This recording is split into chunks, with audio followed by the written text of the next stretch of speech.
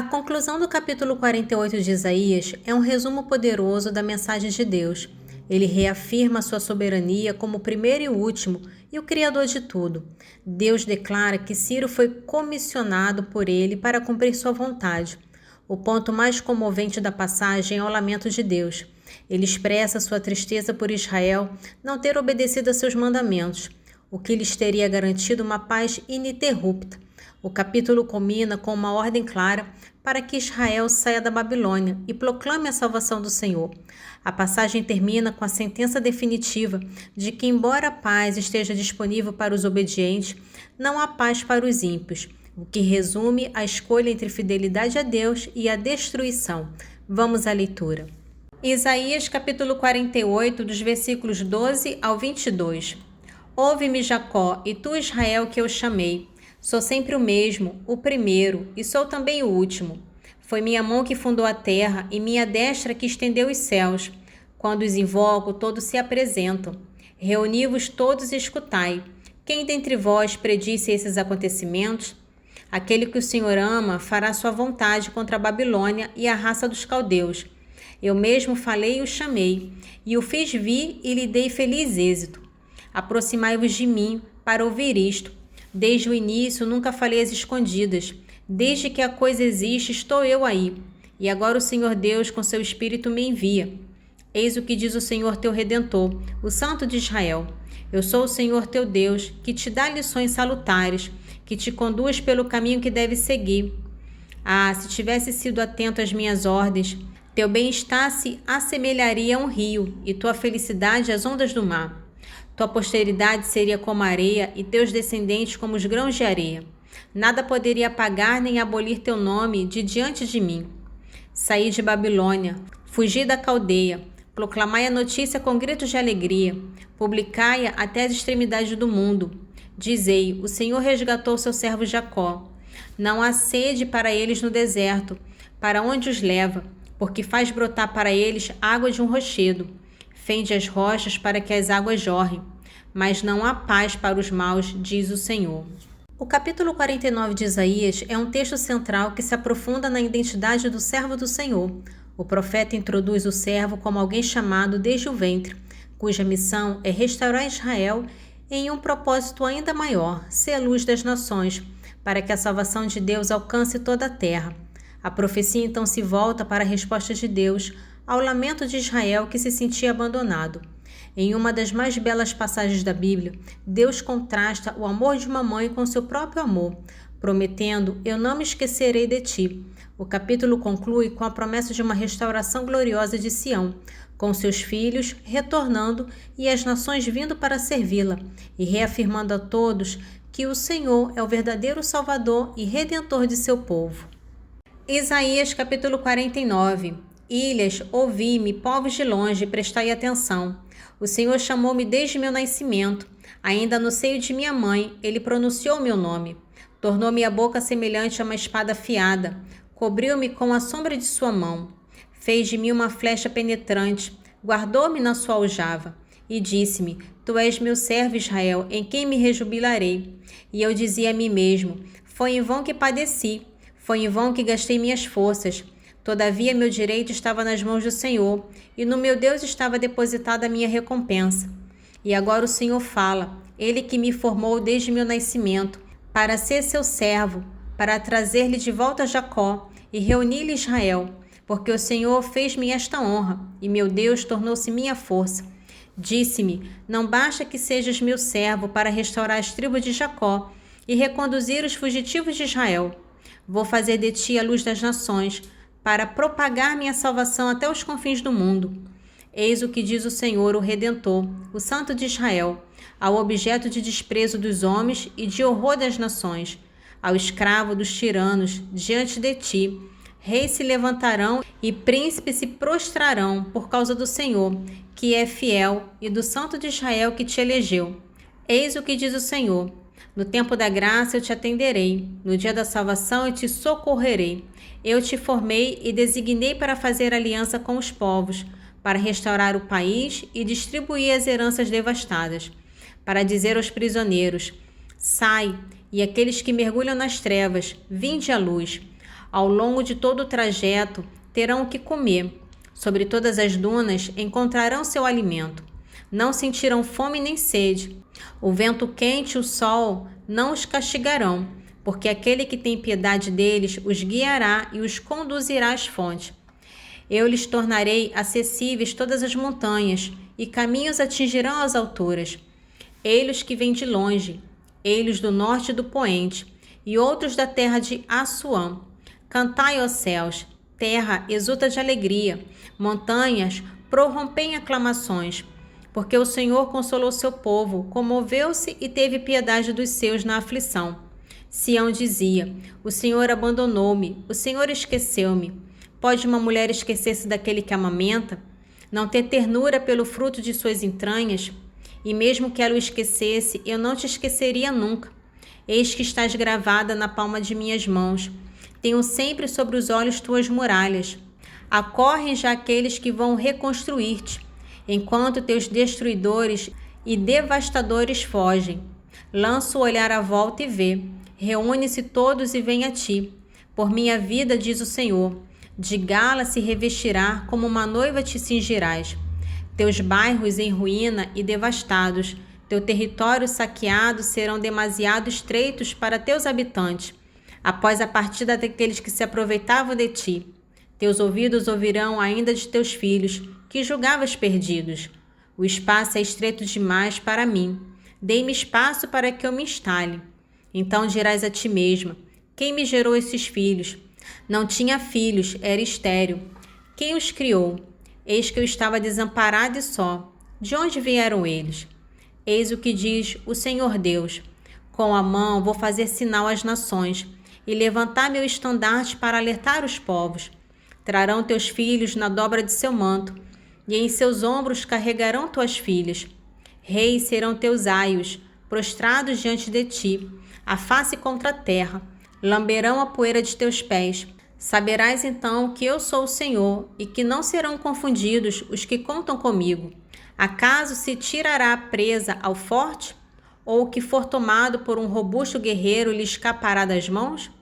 Eis o que diz o Senhor: sim, a presa do bravo lhe será retirada, a presa do robusto guerreiro lhe escapará. Sustentarei tua causa contra teu adversário, libertarei eu mesmo teus filhos, farei seus opressores comerem sua própria carne.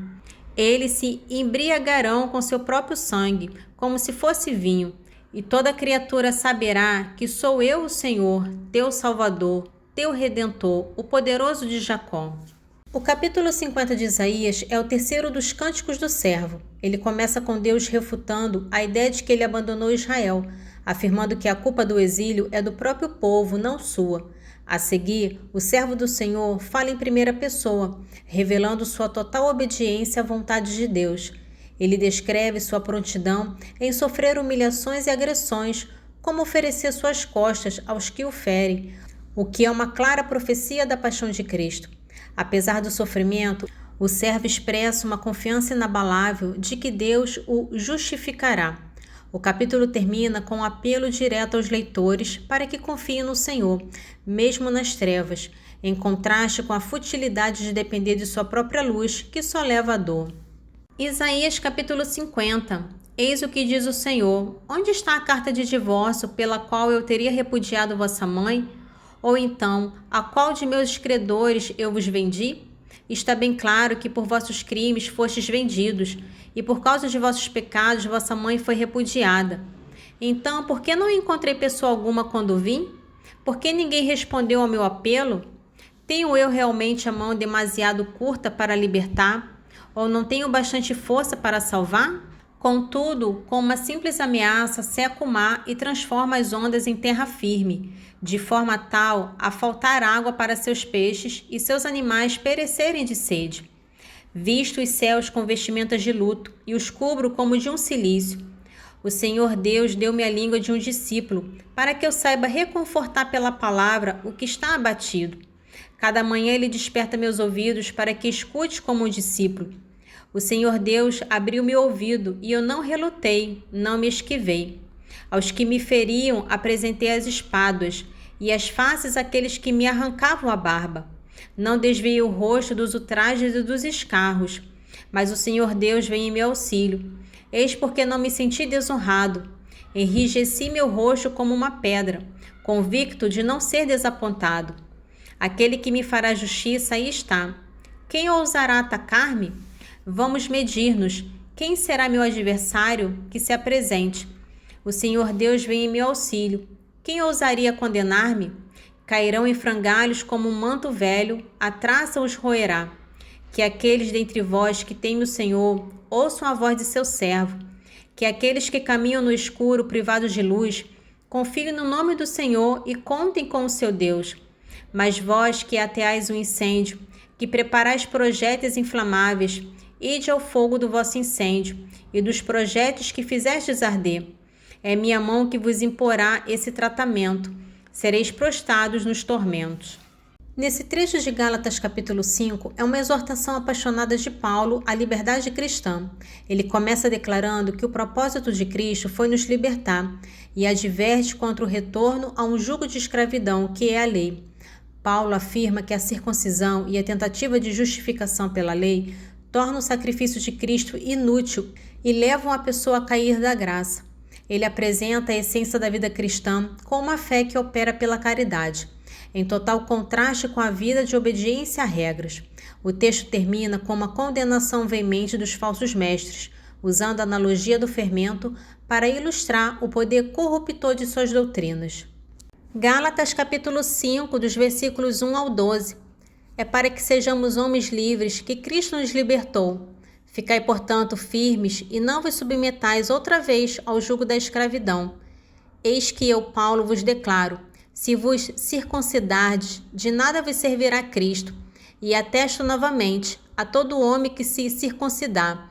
Ele está obrigado a observar toda a lei. Já estáis separados de Cristo, vós que procurais a justificação pela lei. Decaístes da graça. Quanto a nós, é espiritualmente, da fé que aguardamos a justiça esperada. Estar circuncidado ou incircunciso de nada vale em Cristo Jesus, mas sim a fé que opera pela caridade. Corrieis bem. Quem, pois, vos cortou os passos para não obedecerdes à verdade? Esta sugestão não vem daquele que vos chama. Um pouco de fermento leveda toda a massa. Tenham confiança no Senhor a vosso respeito, que de maneira alguma mudareis de sentir. Portanto, quem vos perturbar responderá por isto, seja quem for. Se é verdade, irmãos, que ainda prego a circuncisão, por que então sou perseguido? Assim o escândalo da cruz teria cessado. Oxalá acabem por mutilar-se os que vos inquietam.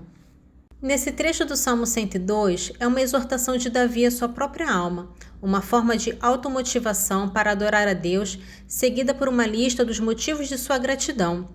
É um chamado para que cada um de nós se lembre e celebre a bondade de Deus. O louvor não deve ser uma formalidade, mas uma resposta sincera a um Deus que perdoa, cura, salva da morte, nos honra e nos renova por completo. Salmo 102, dos versículos 1 ao 5. Bendize, ó minha alma, o Senhor, e tudo que existe em mim, bendiga o seu santo nome. Bendize, ó minha alma, o Senhor, e jamais te esqueças de todos os seus benefícios. É Ele que perdoa as tuas faltas e sara as tuas enfermidades. É Ele que salva a tua vida da morte e te coroa de bondade e de misericórdia. É Ele que cumula de benefícios a tua vida e renova a tua juventude como a da águia. Nesse trecho de Eclesiástico capítulo 17, é um apelo urgente para a conversão. O autor insiste para que o pecador não adie sua mudança de vida, pois a misericórdia do Senhor é imensa e seu perdão está disponível para aqueles que se arrependem. A passagem usa um argumento lógico e comovente. A morte não é um lugar para o louvor, e a única oportunidade para se converter e louvar a Deus é durante a vida. A exortação termina com uma advertência final. A ira de Deus pode vir de repente, reforçando a necessidade de uma decisão imediata e sem hesitação. Eclesiástico capítulo 17, dos versículos 25 ao 31. Anda na companhia do povo santo, com os que vivem e proclamam a glória de Deus. Não te detenhas no erro dos ímpios, louva a Deus antes da morte. Após a morte, nada mais há, o louvor terminou. Glorifica a Deus enquanto viveres, glorifica-o enquanto tiveres vida e saúde. Louva a Deus e glorifico em suas misericórdias. Quão grande é a misericórdia do Senhor, e o perdão que concede àqueles que para ele se voltam. Pois não se pode encontrar tudo nos homens, porque os homens não são imortais e se comprazem na vaidade e na malícia. O que há de mais luminoso do que o sol? E entretanto ele tem eclipses. O que há de mais criminoso do que os pensamentos da carne e do sangue? Ora, isso será castigado. O sol contempla a multidão dos astros do céu, enquanto que todos os homens são apenas terra e cinza. Glória ao Pai, ao Filho e ao Espírito Santo, assim como era no princípio, agora e sempre. Amém. Divino Espírito Santo, iluminai-nos, guiai-nos, dai-nos sabedoria e discernimento. Amém.